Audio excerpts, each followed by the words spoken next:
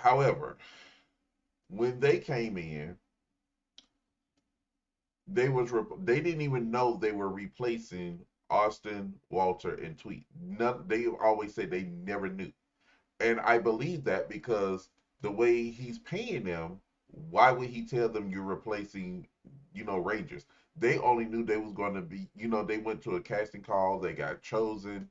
They didn't even know they were replacing three Rangers until they got onto the set. So Hyam was not just making these people slaves. He made money hand over fist off the merchandise that everybody was buying. He made money off of he just made money off the show in general. Now, the young lady, I think she was on the show behind the scenes. She was saying that he actually, this is the amount of advertisement they, made money off of, but off the merchandise, as y'all can see behind me, yeah, they made money off of all of that. And what's behind me on the floor, they made they made mountains of dollars off of it. I have Zords that's down on the behind me that people are looking for. Back then, the toys were hot, everybody, and I even tried to, because I have some up on top over there too, which I was trying to find when I was a kid, but I didn't find those three up there until I actually became an adult and I was able to get my own money to buy, and that's why I still have them to this day. It's because that was the thing and I'm just sitting here like, man, when I'm watching this documentary, I'm speechless because it's like I knew this man was trash, but I did not know he was this trash. You are not paying your people, but you have made over $1 billion before season 2, but you can't give your employees. You can't even give them like $10,000 to $15,000 an episode. You couldn't even do that, and that's bullshit because these people out here standing in their cars, living paycheck to paycheck. It, I mean, if you heard most of these stories that I'm about to get into, this will break your heart because it broke mine because it brought me to tears just listening to most of what they had to go through. And with Jason David Frank, him becoming the face of Power Rangers. Now, Saban basically said this when they wanted to leave. He said any of the original six can come back at any time they want, but if you're not a part of that, you cannot.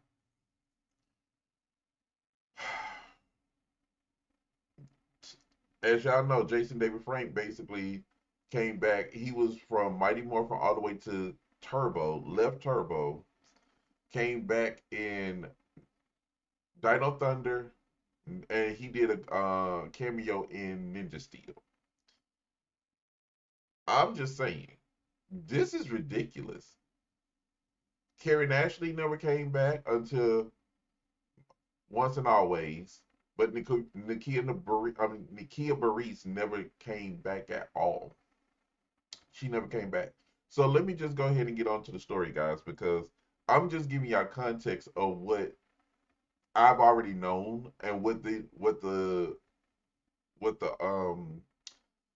actors have said. The actors told us exactly what was going on, and I kind of figured it.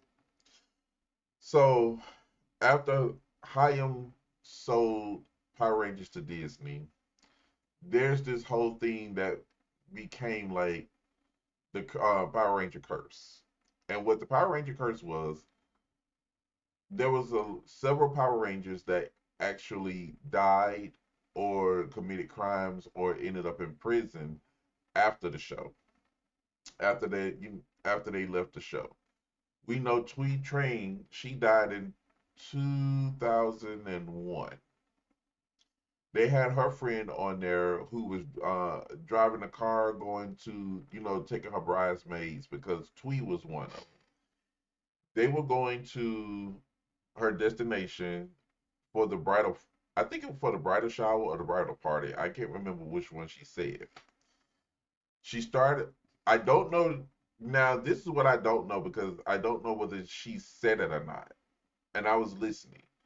She started to veer off the road. I don't know if she said she started to fall asleep or she just lost control of the car. I'm on to the belief, since she didn't say it, is that she was falling asleep. And I'm not blaming her. I'm not blaming her for this. I just wanted to make sure if she said it, I didn't hear it, or I was listening too hard and just didn't pay attention. It's either one of those two. The car flipped. She hit the side of the mountain. The car flipped, threw her out the window, and bleeding. She was bleeding out badly. Now, Twee did not wear her seatbelt, and that's how she died. She died on impact. My goodness, guys. I mean, just talking about this, just you know, and I'm not even nowhere near through. Um, let me see. We got Ricardo Medina. He's the Red Ranger for from Wild Force. Everybody knows his story, but Dr. Drew was there to give us the psychology of it all because he is an MD and he is a therapist.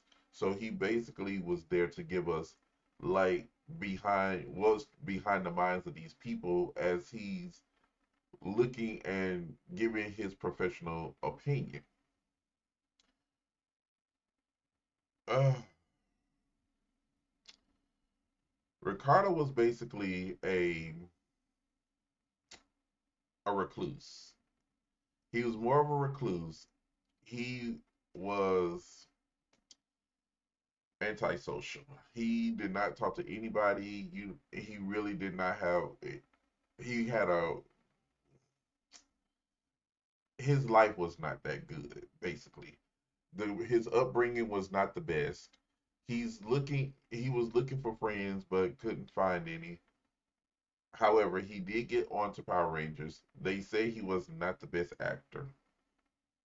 He argued with one of the showrunners, letting him know that you said the line wrong. We got to do it again. And he was like, I did not say it wrong. But then they play it back for him. He's arguing with them, and he did not say it, but he heard himself say it.